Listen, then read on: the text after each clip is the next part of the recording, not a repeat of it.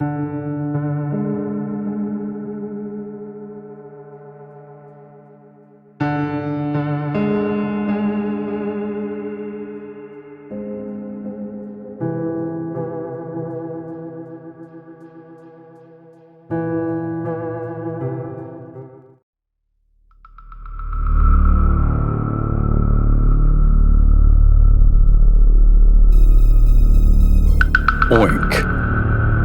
An original story written by Steve Gray and also narrated by the author.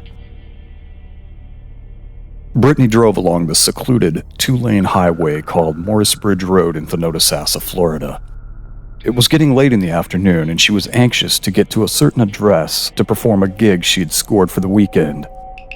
A side hustle for her while she studied nursing most every other portion of her existence.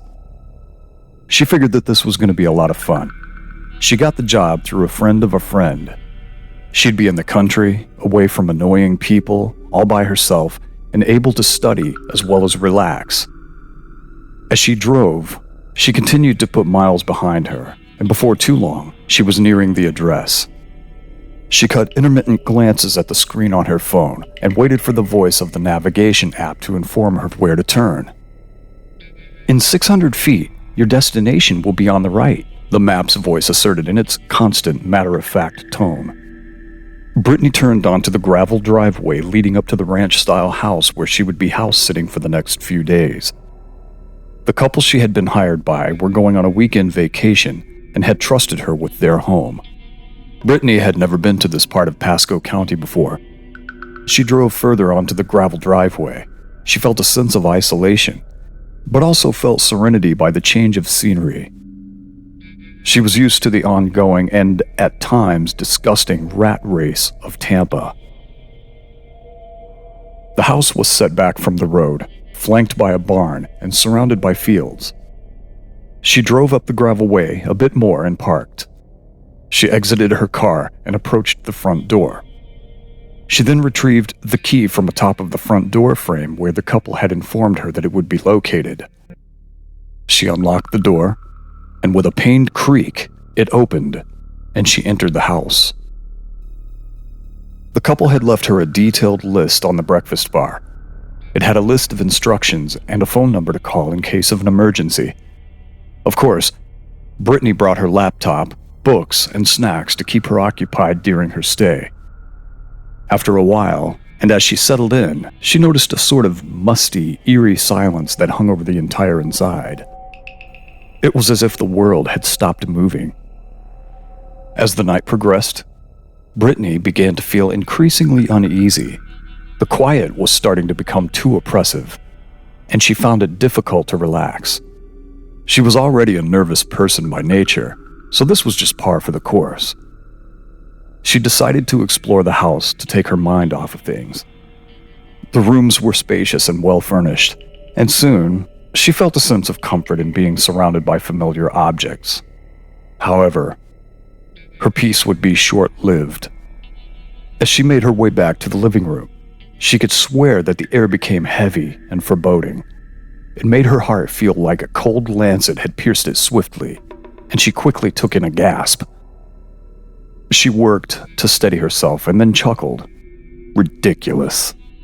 After all, she was in an unfamiliar place and wasn't accustomed to things as they were set in these surroundings. Also, the sun was starting to go down, and the dimness of twilight was beginning to saturate the area. That could explain it away. As she sat down, she began to power up her laptop. She tried her best to settle in. She was attempting to connect to the internet, but was having an issue connecting. And after a few frustrating minutes and no dice, she sighed. She got up to make her way to the kitchen for a drink, and she noticed another hand-scrawled phone number on a piece of scrap paper held to the refrigerator by a magnet. The text above the number read, "Sal's Pizza." She muttered. "That sounds good." She made up her mind that she was going to have pizza instead of the snacks that she had brought instead. So she located the landline phone in the living room and dialed the number. Just as the sun was setting that evening, a few miles away from where Brittany was house-sitting, A lone farmer, Brett was his name, had just finished his long day's work and was putting his antique tractor away in his barn. He heaved a heavy sigh of relief, happy to be done with the day. It was hot, humid, and miserable, and the bugs seemed to be even more persistent today. As he wrapped things up and secured the tractor, he heard a slightly violent rustling in the corner of the barn. He thought at first that it was just one of the farm animals, but as he turned around, he was met with a sight that would haunt him for the rest of his brief life. A large, imposing man, slicked with sweat, wearing what looked like a pig's mask, stood before him, brandishing a sharp machete. Brett's heart raced as he tried to make sense of what was happening. He backed away slowly, but this individual advanced on him with each step. Panic started to set in as Brett realized the man's insidious intent, as he was in the barn with no escape. The large man in the pig's mask swung the machete with a sickening thud, and Brett fell to the ground, blood oozing from the gash. The sound of his screams echoed through the empty barn, but no one was around to hear them. The killer stood over Brett's lifeless body, admiring his handiwork. Slowly, he pulled out what looked to be a paring knife and set out to do an even more unspeakable act. He let out an eerie laugh that would have sent shivers down the spine of anyone who might have heard it. Soon, twilight deepened and was setting in even more so, casting a cloak of darkness over the scene.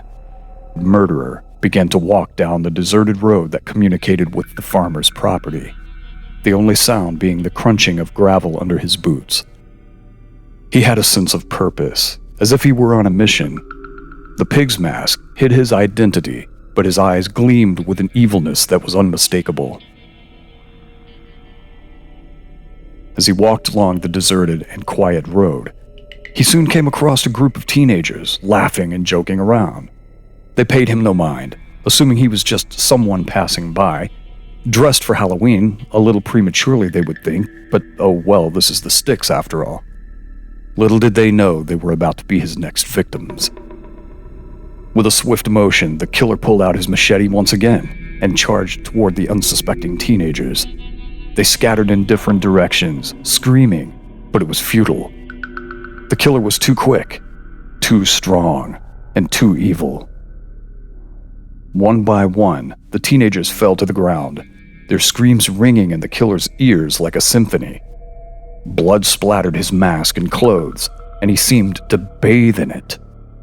He was on a mission, and nothing would stop him. The splashing of blood and the thuds of hacked and splintered bones were the sounds that filled the air, along with their screams.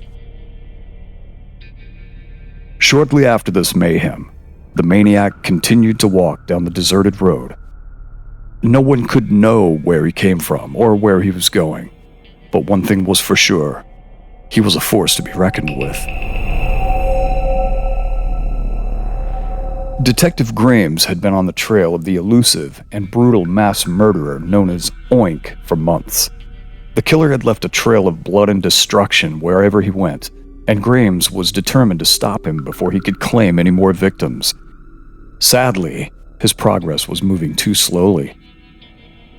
Oink was a cunning and elusive, albeit messy and gruesome killer who had managed to somehow evade capture for a long time.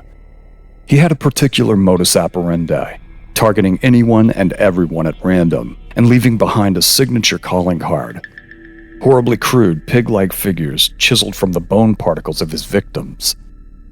The killer had struck again and again, always leaving the police baffled and frustrated in his wake. Grames had been assigned to the case after the killer's latest victim was discovered. The young person had been brutally murdered, of course, and the only clue left behind was the small, bloody, and grotesque bone pig. What made things confusing, however, was the fact that he never did this for all of his victims. Was this a method he used to throw the police off? To convince him that the killing and killers were different somehow? No one knew. The detective had spent countless hours poring over crime scene photos, interviewing witnesses, and analyzing the killer's vague patterns. He had become obsessed with catching Oink, and it had taken a toll on his personal life. His marriage had fallen apart, and he had become increasingly isolated as he dedicated all his time and resources to the case. Despite his best efforts, Oink continued to elude him. The killer seemed to always be one step ahead of the police somehow, leaving behind his horrid trademark. But Grimes refused to quit. He knew that he was the only hope for the folks of Pasco County, and he was determined to bring Oink to justice. But if he were to do so, he would have to start moving faster. Having placed the call to Sal's Pizza some time ago, Brittany sat on the sofa. She was slowly starting to relax when her attention was suddenly drawn to something that looked as though it were standing in the yard outside of the dining room window. It was too dark to make out any features, but she could tell that it was a large man. Fear gripped her as she realized that she was now not alone. Having no knowledge of this place and being unfamiliar with the settings, she instantly recognized that whatever this person's intentions were, they definitely couldn't possibly be good. After a while of observing this person's malicious stalking, she tried to call the emergency number, but conveniently, her cell phone had no service. She rushed to the landline, only to find it was completely dead, and the line must have been cut. By him, she assumed. Brittany's heart was pounding in her chest now as she realized that she was alone. The man outside had not moved, and she could see that he was wearing something over his head, an animal mask of some sort. It was really too dark to tell. He carried a weapon that looked like it had a long blade, also from what she could tell. And she then knew he was there to kill her. Brittany tried to stay calm and think of a plan. She knew that what she had to do was make it to her car. Then she could speed out of there. She started haphazardly barricading the doors and windows, hoping to buy herself enough time to make a slip out the back door and then run as fast as she could to reach the car and make an escape from this obviously crazed individual. As she huddled in the corner, she could hear the man outside. He was now trying to break through her makeshift barricades. The night was going to draw out like a blade and would be terrifying as Brittany paced for her survival. Every sound made her heart race, and every creak of the floorboards made her jump. This maniac attempted to access the inside of the house. She knew that she had to keep moving to avoid being spotted, though. She tried to keep her wits about her, but the fear was overwhelming. Suddenly, for a small space of time, the chaos quietened. Her eyes flew open wide and rolled in every direction as she tried to comprehend what was happening. She sat quiet and waited. The pizza delivery guy that Brittany had called in 45 minutes prior had shown up on property as the pig man was in the thick of stalking her. The pizza boy, Mike, drove his car down the winding road leading to the ranch house. As he approached, he noticed that there were no lights on, which was odd. "Man, I hope they ain't gonna try to stiff me," he muttered to himself as he looked for any sign of life. Mike parked his car and walked up to the front door, feeling uneasy about the situation. He knocked on the door, but there was no answer. He tried calling the number again, but it just rang relentlessly. Shortly, he was about to leave, and he heard an odd clanging coming from the back of the house. Curiosity got the best of him, and he decided to investigate. He made his way to the back of the house, where he saw a figure standing in the shadows. As he approached, the figure stepped forward, revealing that face. Mike froze in terror as the maniac raised his machete and charged towards him. He tried to run but was caught off guard and fell to the ground. The maniac then proceeded to slash him up with the machete, leaving him bleeding and helpless on the grass. As he lay there, gasping for breath, he watched in horror as the maniac picked the pizza up and walked away. He knew that he was going to die, and all he could do was wait for the end. The maniac retreated back into darkness, leaving behind his bloody project. He'd later return to take the piece of bone necessary to carve his disgusting pig figurine. Now he was stuffing slices of pizza by the handful through the open jaws of the pig's head and slurping the cheese and pepperoni in massive gulps. Mike's body lay on the ground, lifeless and mutilated.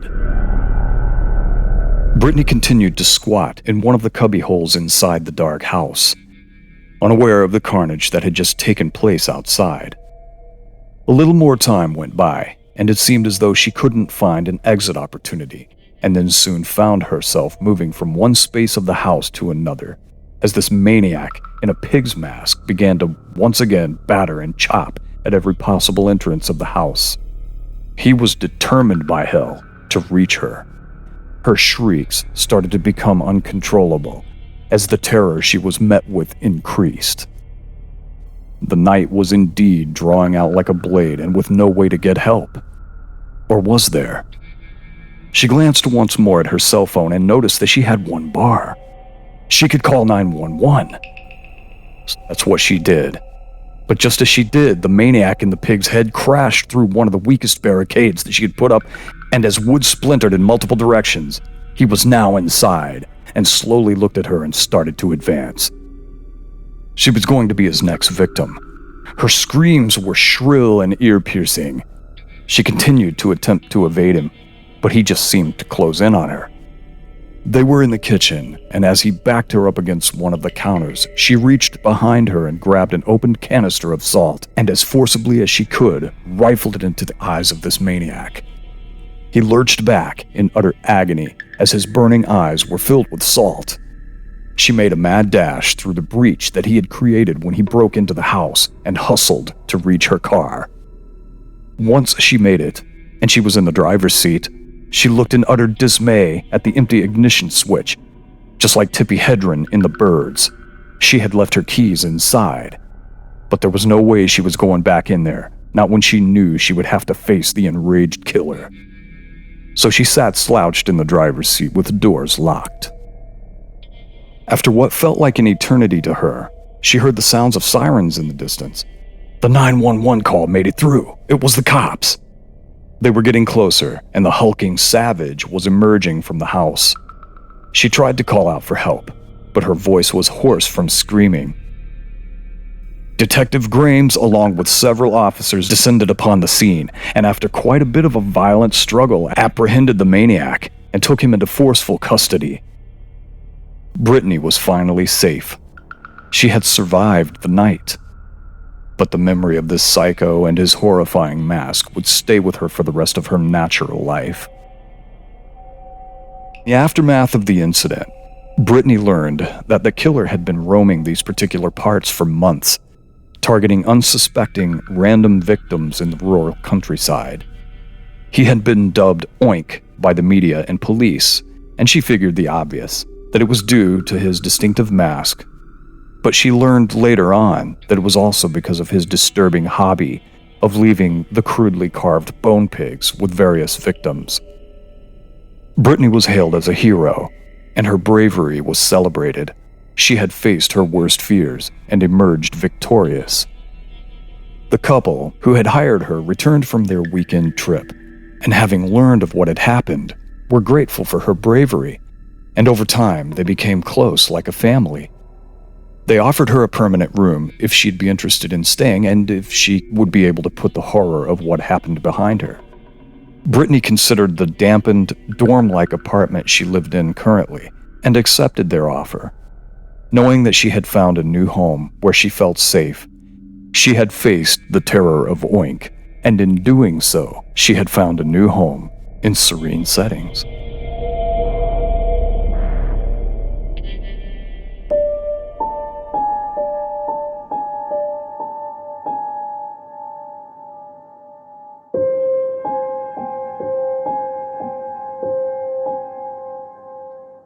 Tanya had always been curious about her Aunt Aviza, whom everyone in the family referred to as Aunt Abyss. She had heard stories about the strange and disturbing practices that her aunt used to indulge in, but she never really believed them until she inherited her aunt's old house. The very morning that she stepped into the house after collecting the keys from the realtor, she felt a strange energy that made her skin crawl. The house was old and ramshackle for the most part, and it had a pungent, musty smell that Tanya found unsettling. The first few days in the house were uneventful. but Tanya couldn't shake the feeling that she was being watched. Strange noises would wake her up in the middle of the night, and she would find doors and windows open that she was sure she had locked. She tried to brush it off, telling herself that it was just her imagination, but deep down, she knew that something was wrong. It wasn't long before Tanya started experiencing more than just strange noises and open doors. She would wake up in the middle of the night to find the room filled with an icy chill, and she could feel someone breathing down her neck. She would see shadows moving in the corners of her eyes, and when she looked directly at them, they would disappear. But the scariest thing that happened to Tanya was when she woke up one night to find her aunt's dead figure standing at the foot of her bed. She was wrapped in a long black body bag, and her face was twisted in a grotesque grin. Tanya tried to scream, but no sound came out of her mouth.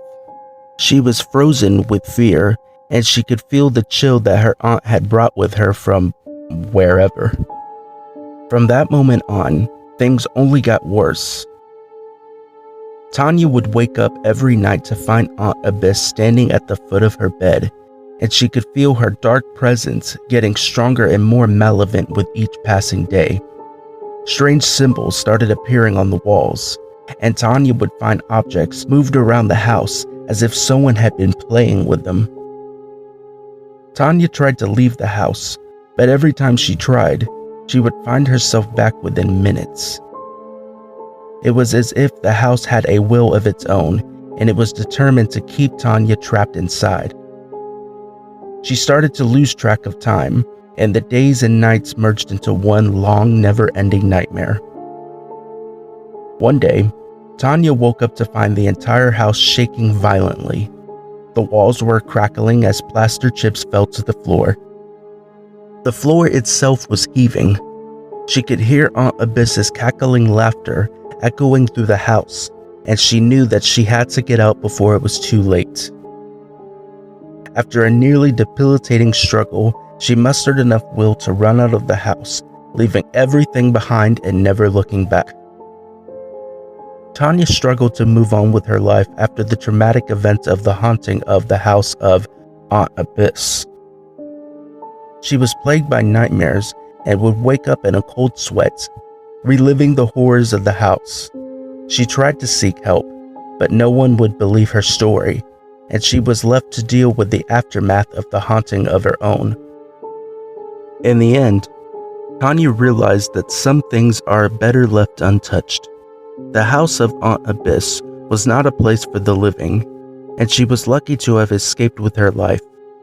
She knew that she would never be able to forget what had happened to her, but she also knew that she had to move on and leave the past behind. The memory of Aunt Abyss and her haunted house would stay with her forever, a constant reminder of the dangers of the unknown and the power of the supernatural.